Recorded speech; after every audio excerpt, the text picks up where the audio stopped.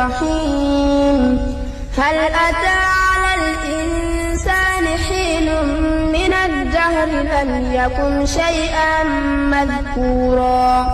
إنا خلقنا الإنسان من نطفة أمشاج نبتليه فجعلناه سميعا بصيرا إنا هديناه السبيل إما شاكرا وإما كفورا إنا أعتدنا للكافرين سلاسل وأغلالا وسعيرا إن الأبرار يشربون من كأس كان مزاجها كافورا عينا يشرب بها عباد الله يفجرونها تفجيرا يوفون بالنذر ويخافون يوما كان شره مستطيرا ويطعمون الطعام على حبه مسكينا ويتيما واسيرا إنما نطعمكم لوجه الله لا نريد منكم جزاء ولا شكورا إنا نخاف من ربنا يوما عبوسا قمطريرا فوقاهم الله شر ذلك اليوم ولقاهم نضرة وسرورا وجزاؤهم بما صبروا جنة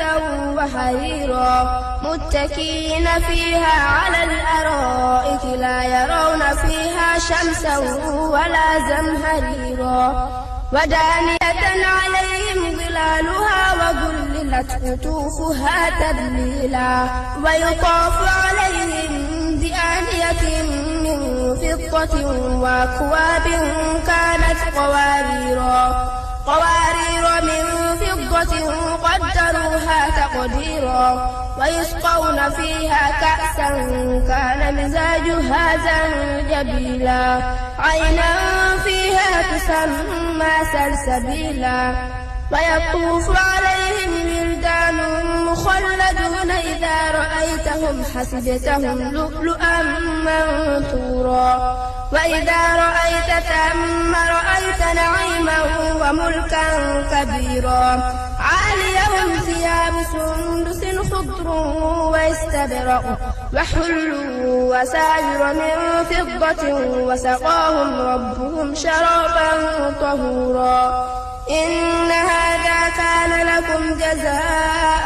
وكان سعيكم مشكورا إنا نحن نزلنا عليك القرآن تنزيلا فاصبر لحكم ربك ولا تطع منهم آثما أو كفورا واذكر اسم ربك بكرة وأصيلا ومن الليل فاسجد له وسبحه ليلا طويلا إن هؤلاء